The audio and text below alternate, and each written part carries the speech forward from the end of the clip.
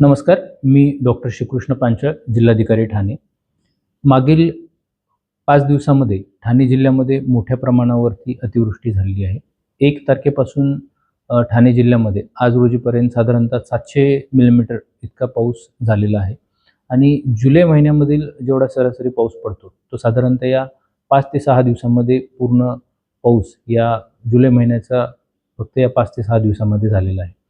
आपल्याकडे काही भागांमध्ये झाडे पडण्याचा प्रकार हा अ, ताशी 70 ते 80 किलोमीटर वेगाने वारे वाहत असल्यामुळे बऱ्याच ठिकाणी होत आहे. त्यामुळे नागरिकांना जिल्हा प्रशासनातर्फे आव्हान असेल की झाडांच्या खाली किंवा होर्डिंगच्या जवळ आपण आडोसा घेऊन थांबू नये.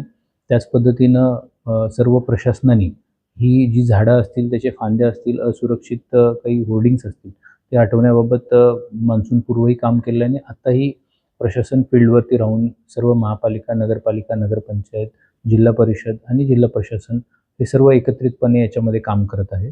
त्याच पद्धतीनं आपल्याकडे जी नदीकाठची गावं आहेत, तर त्यांना देखील उल्हास नदीची धोक्याची पातळी गाठली असल्यामुळे तिथल्या भागातील लोकांना सतर्कतेचं आव्हान जिल्हा प्रशासनामार्फत देण्यात येत आहे. क्षेत्रीय स्तरावरती अधिकारी सर्व जी सखल भाग आहेत, तर त्या भागांमध्ये काही ठिकाणी नागरिकांचं जे स्थलांतरण आवश्यक आहे, त्या पद्धतीनं ती कारवाई करण्यात येत आहे. आज देखील दिनांक 6 जुलै रोजी आपल्याकडे वारे वाहण्याचं 70 ते 80 किलोमीटर प्रति तासाने वारे वाहण्याचं प्रमाण आहे आणि त्याच पद्धतीनं आज देखील रेड अलर्ट आहे. उद्या देखील आपल्याला ऑरेंज अलर्ट आहे आणि काही भागांमध्ये मुसळधार पाऊस पडण्याची आणि वारे वाहण्याची शक्यता उद्या देखील हवामान खात्याद्वारे वर्तवली जात आहे. शहरी भागामध्ये इलेक्ट्रिसिटीचे पोल्स असतील, तर त्यापासून देखील नागरिकांनी दूर राहावं. त्यामध्ये सर्व संबंधित यंत्रणांना सुरक्षेच्या अनुषंगाने उपाययोजना करण्यासाठी सांगितलेलं आहे.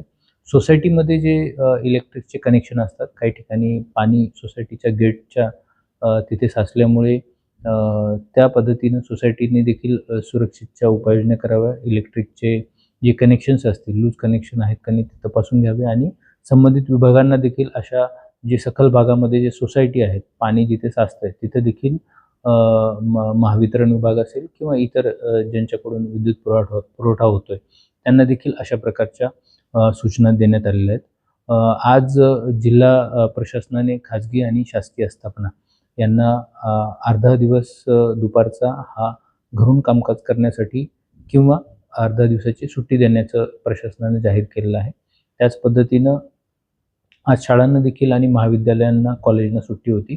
तर जास्तीत जास्त नागरिकांनी घरामध्येच राहून आवश्यकता असेल तेव्हाच बाहेर पडावे आणि हीच खबरदारी उद्या देखील सर्व नागरिकांनी पाळावी, असं आवाहन जिल्हा प्रशासनाच्या तर्फे करण्यात येत आहे.